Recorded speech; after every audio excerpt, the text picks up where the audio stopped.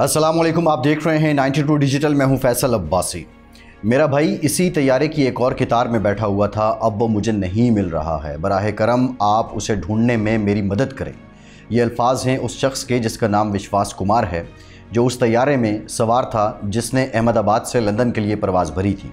मजमूई तौर पर 242 मुसाफिर इस तैयारे में सवार थे, जिनमें से अब तक 204 की लाशें निकाली जा चुकी हैं। विश्वास कुमार जो एक बरतानवी शहरी है, इसके बारे बताया जा रहा है कि ये वाहिद शख्स है, ये वाहिद खुशकिस्मत शख्स इस बदकिस्मत तैयारे में था जो बचा है, और अभी ये अहमदाबाद के अस्पताल में दाखिल है जिसका इलाज किया जा रहा है। भारतीय सरकारी हुकाम भी इस बात की तस्दीक कर रहे हैं।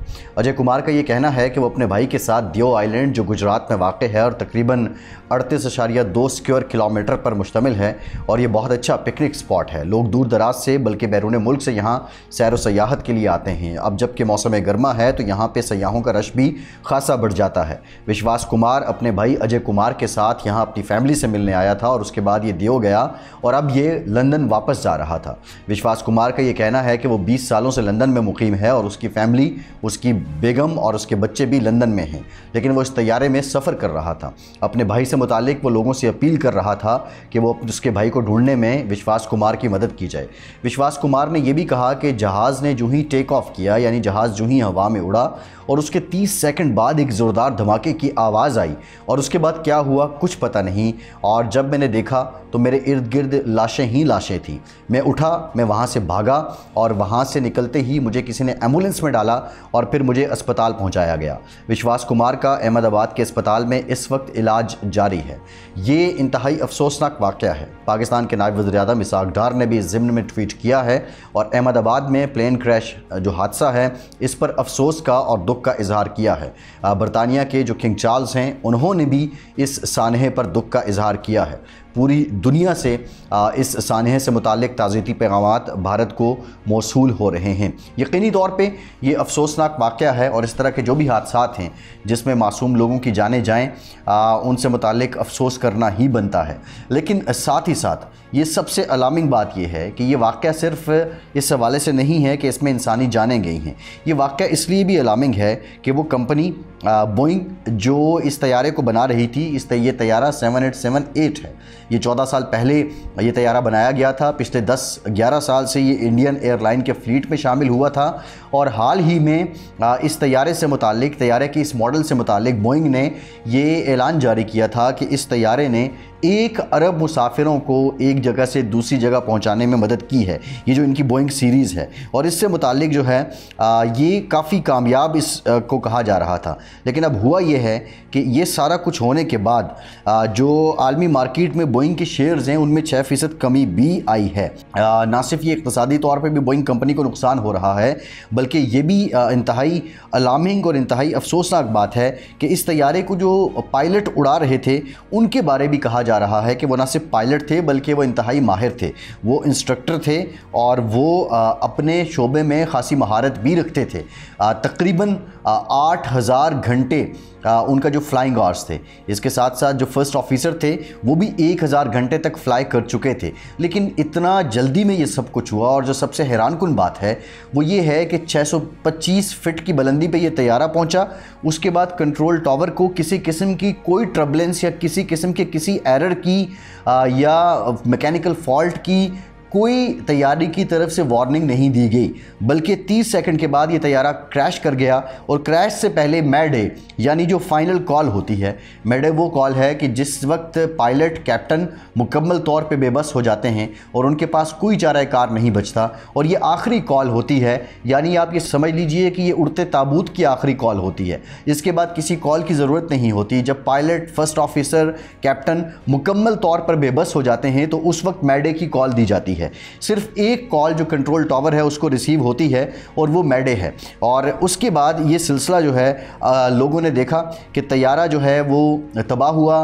204 के करीब लाशें निकाली जा चुकी हैं। अब तक की इत्तलात के मुताबिक विश्वास कुमार ही वाहिद खुशकिस्मत शख्स है जो अपनी जान जिसकी बच सकी है। और एयर इंडिया के मुताबिक फ़्लाइट में 169 इंडियन सवार थे, 53 बरतानवी शहरी थे, 7 पुर्तगाली और 1 कैनेडियन शहरी भी सवार था। अहमदाबाद पुलिस के सरबराह का ये भी कहना है कि कम से कम जो 50 मेडिकल के तलबा उस वक्त अस्पताल में ज़ेर इलाज हैं। ये तैयारा एक मेडिकल हॉस्टल पे गिरा है जहाँ पे उस वक्त बड़ी तादाद में स्टूडेंट्स मौजूद थे। इस तैयारे से ना सिर्फ नुकसान उन लोगों का हुआ है जो वहाँ पर मौजूद थे, बल्कि ज़मीनी नुकसान भी हुआ है। उस हॉस्टल की बिल्डिंग जो है वो उसको नुकसान पहुँचा है। इसके साथ साथ आग लगने की वजह से जो ज़मीन पर मौजूद गाड़ियाँ हैं, दीगर इमलाक हैं, उनको नुकसान पहुँचा है। ऐसे लगा जैसे क़यामत का मंज़र है। हर कोई ज़िंदगी बचाने के लिए भाग रहा था।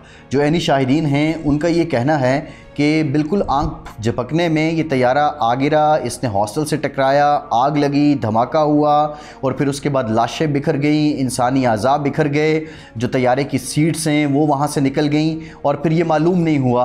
और जो इर्द गिर्द लोग थे, ज़मीन पर जो मौजूद लोग थे, बजाय इसके वो किसी की मदद को जाते, उन्होंने भी अपनी ज़िंदगी को बचाने की कोशिश की। ये वो लम्हात थे, ये वो सिलसिला था कि जब ये बोइंग ड्रीमलाइनर 787 ज़मीन पर गिरता है तो एक गुमसान का रन है, सबको अपनी जान के लाले पड़े हैं। और क़यामत के रोज़ के बारे भी कहा जाता है कि उस वक्त भी नफ्सा नफसी होगी, बाप बेटे को पहचानने से आरी होगा, बेटी माँ के करीब नहीं जाएगी। हर शख्स इस बारे सोचेगा कि मेरी किसी तरह बचत हो जाए, मेरी किसी तरह बख्शिश हो जाए। ऐनी शाहिदीन ये बताते हैं कि आज जो अहमदाबाद में जब ये तैयारा गिरा, मेडिकल हॉस्टल की बिल्डिंग से टकराया, तो उसके बाद भी यही मंजर था। लेकिन इम्पॉर्टेंट और जो अहम बात है वो ये भी है कि जो इस वक्त वहाँ लोग मौजूद हैं, एक तो वो प्यारे अपने लोगों को ढूंढ रहे हैं जिनको कोई उम्मीद या आस अभी भी बाकी है कि शायद तैयारे में सवार लोगों में से कोई ना कोई बच गया हो। लेकिन ज़मीन पर जो लोग ज़ख्मी हुए हैं उनके प्यारे भी अपने बच्चों से मुताल्लिक़ उनकी खैरियत दरियाफ़्त करने के लिए काफ़ी ज़्यादा मगन हैं। ये इंतहाई अफसोसनाक वाक़या है। ये जो इस वक्त हादसे की जगह है उस पर तैयारे के पुर्जे बिखरे हुए हैं। अब इसका ब्लैक बॉक्स मिलता है तो वो डी कोड होगा तो असल वजह मालूम होगी। लेकिन सबसे इम्पॉर्टेंट बात यह है, बहुत से शकूक व शुबहात का इजहार भी किया जा रहा है, लेकिन ये हादसा इतनी जल्दी हुआ, इतने कलील वक्त में हुआ कि जो एयर ट्रैफिक कंट्रोल है उसको कोई इंस्ट्रक्शन किसी किस्म की दी ही नहीं गई है। और इस सारे दौरान जो सबसे अलार्मिंग बात है, जो बोइंग सीरीज़ है मुसाफिर बरदार तैयारों की, उसको सबसे कामयाब सीरीज़ कहा जाता है। और 787 और बिलखुसूस 8 की ड्रीमलाइन जो सीरीज़ थी, इसको तो बहुत ही ज़्यादा कामयाब कहा जाता है। तकरीबन 260 के करीब मुसाफिरों के इसमें बैठने की गुंजाइश होती है। ये फुल लोड था, 254 के करीब इसमें लोग इस वक्त सवार थे। और इस सारे वाक़े में ये इंडिया का जो मकामी वक्त है, तकरीबन दिन 1:30 पर इस तैयारे के तबाह होने का जो मंजर है वो देखा गया। और इसकी रफ्तार 0 नॉट्स थी। इम्पॉर्टेंट बात यह है कि एक तैयारा जिसने टेक ऑफ किया वो सिर्फ 625 फीट की बुलंदी पे पहुंचा। अब आप खुद हाइट का अंदाज़ा लगा लीजिए कि 625 फीट कितनी हाइट बनती होगी, जबकि 1 किलोमीटर की हाइट अगर हम देखें तो उसमें 1000 मीटर्स होते हैं। ये 625 मीटर भी नहीं है, 625 फीट है। और उसके बाद 1 बजकर ये जो बिल्कुल एग्जैक्ट अगर मैं इसको डॉट कनेक्ट करूं तो मैं आपको बताऊं कि 1:30 पर यह तैयारा रनवे पर मौजूद था। दिन 1:34 पर तैयारे ने अपने सफ़र का आगाज़ किया और रनवे पर दौड़ा। और दिन 1:38 पर तैयारा फ़ज़ा में 625 फीट तक बुलंद हुआ। उस वक्त इसकी स्पीड 174 नॉट्स थी। और इसी मौके पर तैयारे से राब्ता मुनक़ते हुआ और अगले ही 30 सेकंड में ये तैयारा ज़मीन पर आन गिरा है। और ये जो मॉडल है, इससे मुतालिक जैसा कि मैंने पहले भी कहा है कि 14 बरस पहले इसको लॉन्च किया गया था। कंपनी ने ये भी कहा कि आलमी सतह पर 1175 बोइंग 787 तैयारों का फ्लीट है। 50 लाख परवाज़ें ये तैयारे उड़ चुके हैं। 3 करोड़ फ़्लाइट आवर्स इसमें शामिल हैं। और इस सारे दौरानिए में 1 अरब लोगों को ये एक जगह से दूसरी जगह मुंतकिल कर चुके हैं। ये बोइंग सीरीज़ दुनिया की कामयाब तरीन मुसाफिर बरदार सीरीज़ है। ये जो कैप्टन था ये भी इंतहाई एक्सपर्ट था। लेकिन इन सारे वाक़यात को देखते हुए ये भी कहा जाता है कि अमर रब्बी भी एक सिलसिला है। जब उसकी तरफ से हुक्म आ जाए तो ये टेक्नोलॉजी ये सब कुछ फेल हो जाता है। लेकिन अब इसकी जांच के लिए इंडियन हुकूमत क्या करेगी? नरेंद्र मोदी ने वज़ीर हवाबाजी को फ़ोन किया। इसके साथ जो सूबाई हुकूमत है गुजरात की, उससे भी रब्ता किया गया, उससे भी ताउन का कहा गया है। बहुत से मनाज़िर ऐसे हैं। सिविल अस्पताल जो है गुजरात का, उसके बाहर एक खातून रमीला थी, उन्होंने ये बताया कि जिस वक्त हादसा पेश आया उस वक्त उनका बेटा हॉस्टल में मौजूद था और उनके बेटे ने तैयारा गिरने के बाद हॉस्टल की दूसरी मंजिल से बाहर छलांग लगाई क्योंकि इमारत में आग भड़क उठी थी। उन्होंने कहा उसको चोटें आई हैं मगर वो ज़िंदा बच गया है। तो अब आप खुद देख लीजिए कि एक तैयारा गिरा, फिर हॉस्टल को उसने स्ट्राइक किया, हॉस्टल में आग लगी, मलबा गिरा, लोग अपनी जानें बचाते हुए भागने की कोशिश में रहे। ये भी बहुत हैरानकुन है कि मौसम में कोई गड़बड़ नहीं थी, मौसम मुस्तहकम था, मतला साफ़ था। फ़्लाइट सेफ्टी के माहिर जो हैं उनके मुताबिक बज़ाहिर कोई वजह नज़र नहीं आती है। अब आया जो टेक्निकल टीम है, इतनी अहम परवाज़ है और बिलखुसूस भारत जो बरतानिया की परवाज़ें हैं या अमेरिका की या मगरिब की परवाज़ें हैं, इंडियन एयरलाइन उनकी ख़ास तौर पे जांच भी करती है। एक टर्म जो एविएशन में कमर्शियल एयरलाइन में इस्तेमाल होती है कि टेक्निकल हो गया।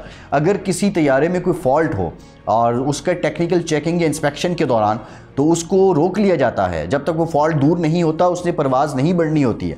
ऐसी भी कोई रिपोर्ट नहीं आई कि जहाज़ कोई टेक्निकल हुआ है। बहरहाल वजूहात असल क्या हैं ये तो वक्त आने पे पता चलेगा, या फिर माजी की तरह जो होता है कि कैप्टन पे, अमले पे जिम्मेदारी डाल दी जाती है और फिर कंपनी भी बच जाती है और जिन लोगों की कोताही होती है वो भी बच जाती है। लेकिन बहरहाल ये इंतहाई अफसोसनाक वाक़या है। फैसल अब्बासी को इजाज़त दीजिए।